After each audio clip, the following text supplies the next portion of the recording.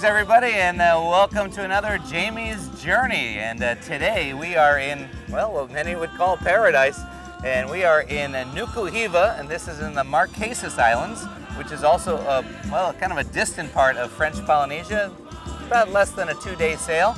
And with me is a local resident who they say we befriended, and I'd like you to meet Laurent. Hi, Laurent.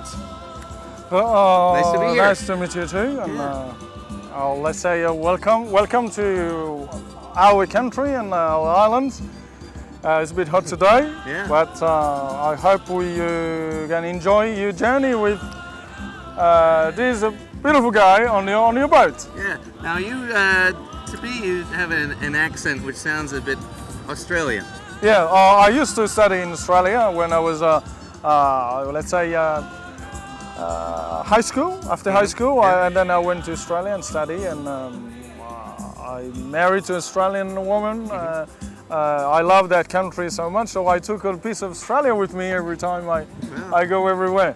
So you met her in Australia, and then you brought her back here to live? Yeah. And how long have you lived here with your wife? We lived here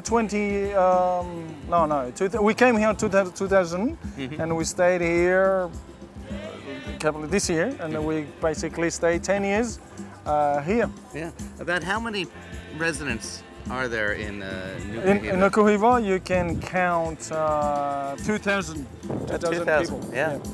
Not so many, huh? Not too many, but in Taiohae, this is the main town of this island. And then is this also the administration town of the whole Marquesas? Yeah, it's not many people. Why there's not many people? I can say because there's not many jobs for the young people. So what they do, then when they go to study over to Tahiti, or to Australia, or to America and France, and after that they won't come back. And after they got their certificate, and they stay over there and work there. But you and your wife, you have good jobs here? When I came back from Australia, I got proposed to be a teacher. Because I can speak English, and that's how I got proposed that job. And then on, I passed some other certificate, the French certificate, and that's how I got let's say a good job. Yeah. It's a good job. And what does your wife do? My wife do the aromatherapy medicine, but here she couldn't do it, expand her business. So now we're going back home so she can work. She's changed the field. She's going to be a teacher again, and so let's hope I'll get my immigration. So you're going to move back to Australia? Yeah, we're moving back to Australia. And your daughter and your wife are there now? Yeah, they are now today, and I'm being the guide of the island today. Yeah. Oh, very good. As for dialects, the island really speaks French. Is that correct? French Polynesia? Yeah, we have our own language, the Marquesas language. Also, we have the Tahitian language and French, and also the English and Spanish. Yeah. And English has been taught at school, and Spanish too. Yeah. But the main, what we say, the civil language on the paper is the French and Tahitian, and then us. Well, very interesting. Now I have a beautiful lei. All these are hand done, handmade. Yours is different. That's a lei also, right? Yeah, it's a lei also. But why? As you can see, the part of the dancing, every dancing you're gonna watch, you're gonna look, they all wear this type of lei, because in our, let's say in our tradition, the leis have got this type of lei has got some mana, we call the spirits, and also when you see the ancient the priests, you know, in our ancient time, they take these leaves to to call the spirits to come to us, and this type of lei, it's more to the party. You know, that's the difference that I can explain from my point of view. Thank you. Very interesting. Well, Laurent is going to play the drums over here. We're going to see some dancing. We're going to take in a bit of a special event we have going on along the water, and then we're going to take a little drive, and Laurent is going to show us some of the sights. So thanks for joining us, and let's go over and have a look at the event. Come on.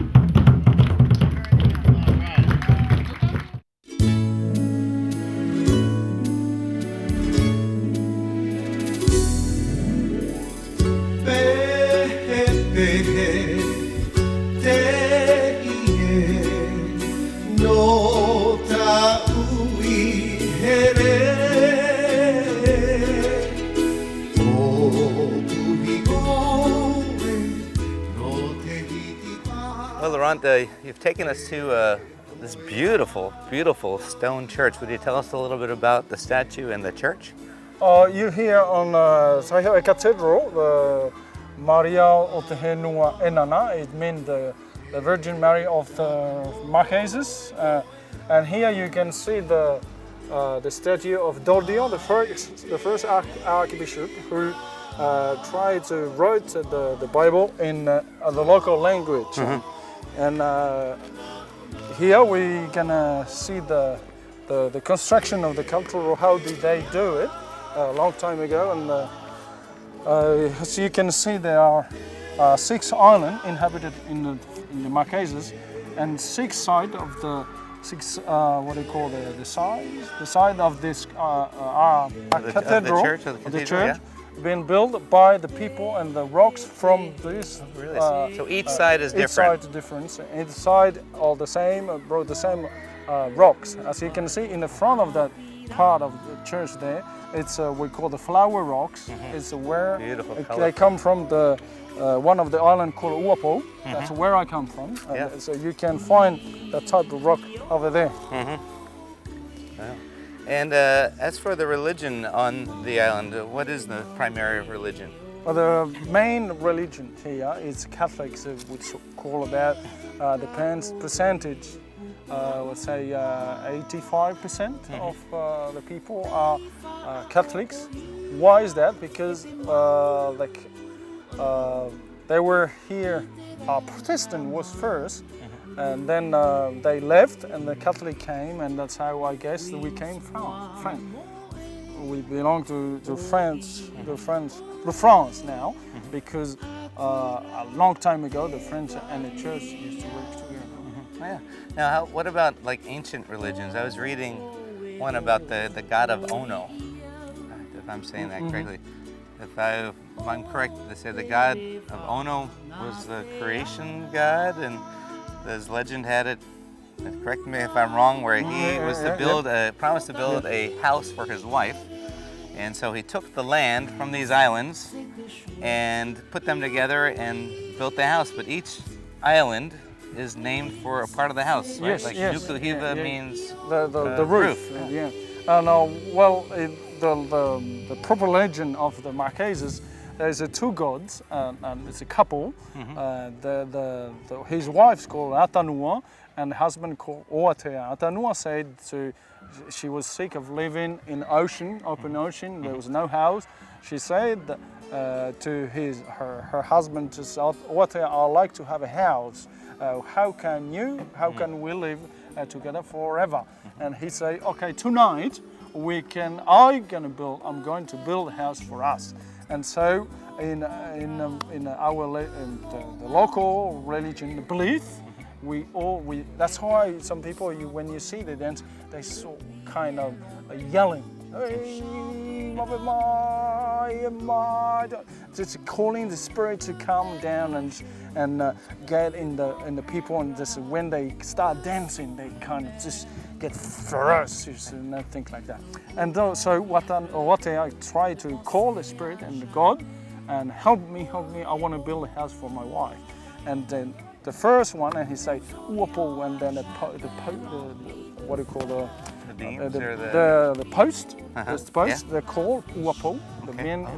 That's double post. In the Marquesas is Ua. It's also the name of the 2 posts.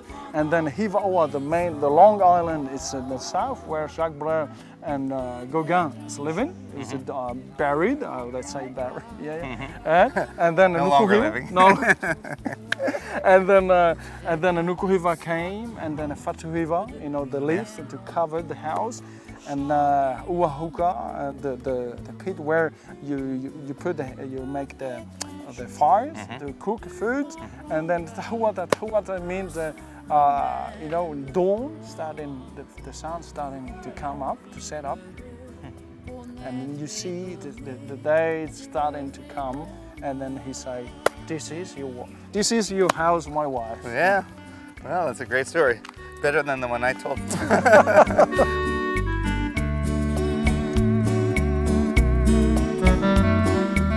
Well, Laurent, you've taken us to a monument, and who is this a monument to? This is a monument given to Herman Melville, a writer, American writer, who escaped from the boat the first time, and who went to live with the village called Taipivai, where a tribe caught him and I'd say loved him, and just because they look after him, and after that apparently there was at that period of time they were very hungry, let's say, like. And he started to look pretty good. Pretty good, and they say, oh, maybe it's a time for me to leave this tribe, and this is where he came. There was a way from that village. He came all the way down here, and this is where they took the boat with a French boat. There was a French boat in the bay, and that's how he went. Yeah. And bye. And he wrote a novel Taipi, which the spelling of that is really a phonetic spelling. Yeah, it's right? phonetic spelling. The proper name called Taipivai, Taipivai, Taipivai. Okay, that is a little more difficult to spell. But so that village actually is so that he came down, and it was his time at that village that he wrote about.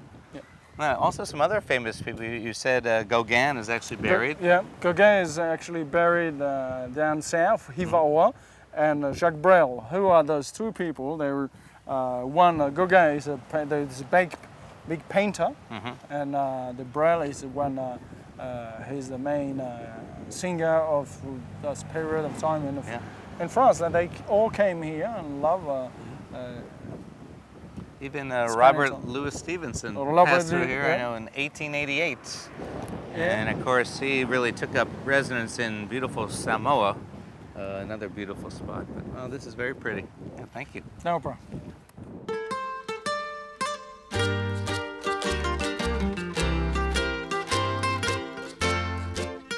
All right, I noticed in the back of your truck you have paddles in the back of your truck, and I have a feeling it's to work one of these. What do you call these? This is a vaca, Vaca. Jamie. This is a vaca, and what is it? It's a transport for the local people. Used to be. Yeah. Now it's becoming a sports equipment for all the people who like pedaling, like I do. I do like pedaling canoe, and. So it's basically like an outrigger. Yeah, an outrigger canoe. It's on a fiber. It used to be. It's on a wood, a tree. We cut it and make it and build a canoe out of that. Do you still see some of the wood ones around, or are they more gone? Really? You can see in my village, all the small villages, but here you won't see anymore. Although, if I have a chance, there's a museum. We can go have a look at it. Yeah, you said you might be going out in one later. Yes, well, it'll be fantastic to show you how we, with students, and also how we can show you people to come and enjoy paddling some outrigger with us. Well, if we have time for that, that would be great. Now I see there's these one-person shells, but then there's something like this. Are these used for special occasions? Yes, that's called a V6. A V6, yeah. like a car. Yeah, V6, because there's 6 people on it. There's a V16 and V12. Really? So some for 16 people? We tied 3. There will be 2 canoe of 8 people. We tied together, and here we go. Wow! Oh, fantastic! It's the best way. The best part of the year to see the competition is the Teal Ride. It's in Tahiti. All the island come together, and there will be V1, V3, V2, and V6, V8, V12, V16. Oh, it's all you want. That's good. Sounds like fun. I'm looking at the building behind these. Would that be so woven branches? Would that be the old bamboo typical style? And that's the. As you see that's the canoe club, the outrigger club. That's how they build the ancient techniques. Is the bamboo that we use in the bamboo to protect the outside of the house from the sun and I guess from the rain too. Beautiful with the patterns of how they weave the bamboo. not bad. All right. Well, shall we go take a next stop? Yep. Let's do it. Go.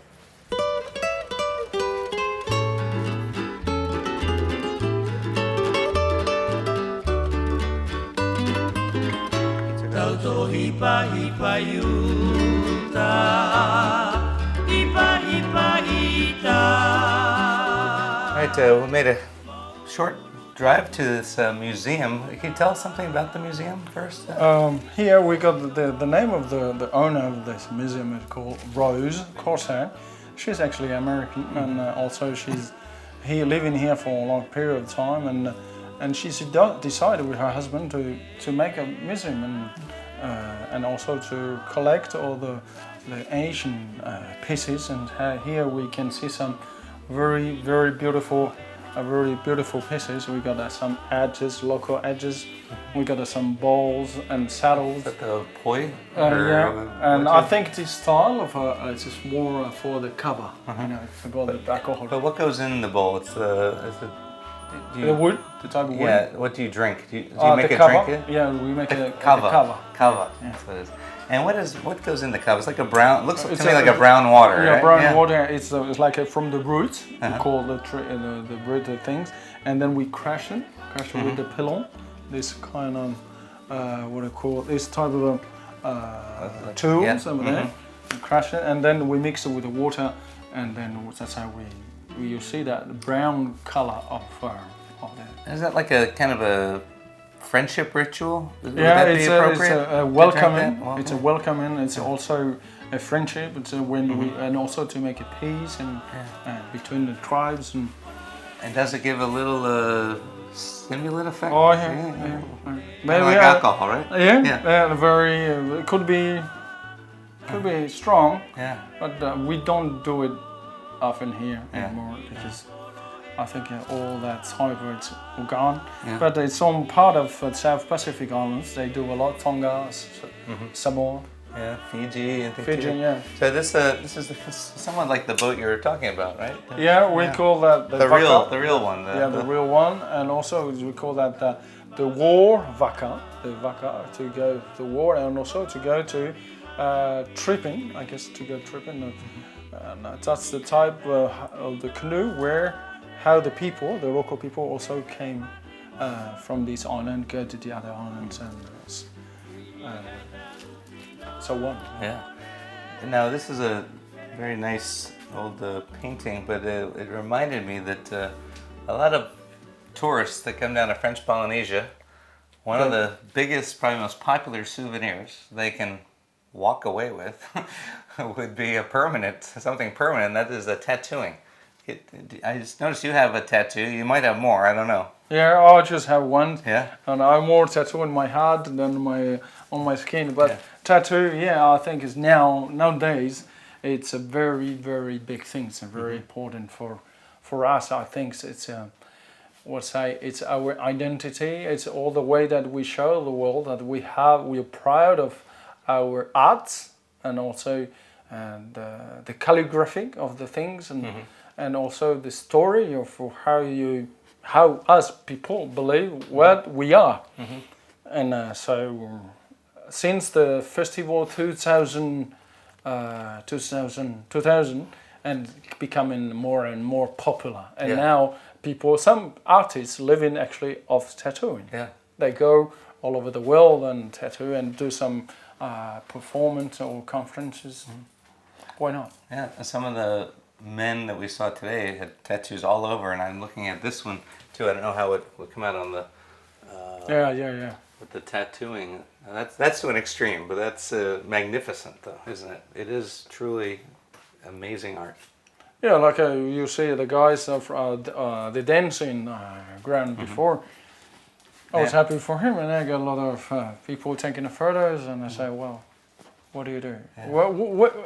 Jamie, what do you do when if you get all tattoo and people ask you, and I like to take a photo, what do you do? Say $1. You serious? Why not? Well, people would. I think it depends. I think if the people I think we all have to be courteous to Yeah, I was saying because if they're just living their lives, you know, we just have to be courteous, ask for permission. Exactly. That's always good. Well, Yeah. this is lovely, and thank you very much. This is the museum part, and as you can see, this is the one the tattoo now. That's how they kind of saved the tattoo, because when the missionary came here, they kind of banned everything. The dancing, the tattooing, the clothing, the eating, everything. And some of the local artists then, they took the bamboo and started painting on it to save it. Okay. Now I say, doing well. Yeah. Oh, very good. Lovely stuff. Worthwhile to visit the museum for sure. Well, as we were about to leave the museum, who walks in but the curator and I guess owner? That's right. And this is Rose. Hi, Rose. Thank you very much for having us here. It's a pleasure. Yeah. How long have you had the museum? Well, the museum, actually 30 years, but the situation here about 10 years. Because the museum began with me when I owned the hotel. But when I took partners, then I developed this place and put it apart. So it's actually just a museum and boutique. So you've been here about 30 years? On land, 31 years. 31, and you're American born? American born and still American, but I'm also French now. Yeah. Wow. Married a Frenchman? No. No? I Just moved here? No, my husband died, and I became French. I took French citizenship, but I still... Yeah. Was your husband American too? Yes. Yeah. Wow, what an adventurous life you two led there, coming down here. He brought me down here on our sailboat to do research for the Marquesan culture and art. Yeah. And we both just fell in love with it. We spent 8 months in 1972. I was young, but just fell in love with the islands. And we came back, and then we opened the Marquesas for tourism with the hotel. Oh yeah. So you owned that hotel until 3 years ago. Yeah. Wow. And this museum is operated, people can come in for free? That's right. Yes. And see all the wonderful artifacts. You say there are some beautiful things for sale. Yes, which this probably goes to is all keep for it sale. going. Yeah. That covers the cost of the action here. Yeah. But everything, at this moment, everything in here is cultural. Yeah. I accept only pieces carved by Marquesans and based in the ancient culture.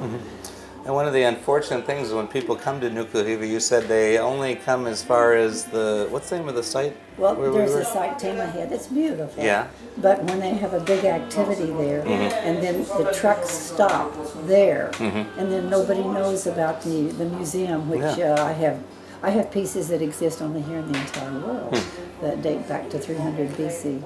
Well, we have to work on that. We'll do our part in promoting it. It's definitely worth visiting, and we might be not even a mile, I would say, right? Oh, no, not even that. Yeah. No. Maybe a half mile from the site, I would say. You know, I've never measured in that, but they tell me it's a little over half a kilometer. 31 years, you never measured it? Nope. It's not far. It's not far, but definitely worth it. What's the name of the museum? Okay, the real name is Uptight Tapuna Heita, but the name that everybody calls it is Museum Inanna. Inanna Museum means, Inanna. which is the word for Marquesans. Marquesans. So when you come here, be sure to visit Museum Inanna, and if you're lucky, you're going to have the chance to meet Rose. Yeah, normally I just went up there to take some clients for the hotel. Yeah. Well, thank you. Oh, it was a pleasure. So good to be here. It's a pleasure for me to talk about the Marquesas Islands. Yeah, thank you. I love it.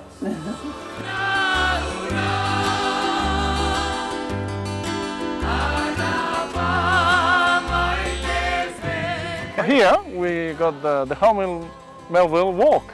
Yeah, Jamie? So actually, we drove up. It was quite the road driving up, and actually, as you said, this little path here is the Herman Melville Walk. It's gonna be the Homer Melville Walk because another guy down there who owned the bungalow, he liked tourism, to welcome tourists in our island, and he's preparing to clean the path and call the Herman Melville Walk. Because I asked Laurent, I said, so where does this? I asked if there's any roads that go up there. And he said, yeah, right here. I said, no way. So that, Well, how long? but it's spectacular. But this goes around and up and over the hill, and that's the path that Herman Melville took when he escaped from the other tribe and then went down to the tribe of Ta'id tribe, and then off the island and bye the Marquesas. Yeah. That's it. All right. Well, we're going to continue on this road and then descend down to the beach, and we're going to take you to another site that a lot of guests might be able to relate to. It's good.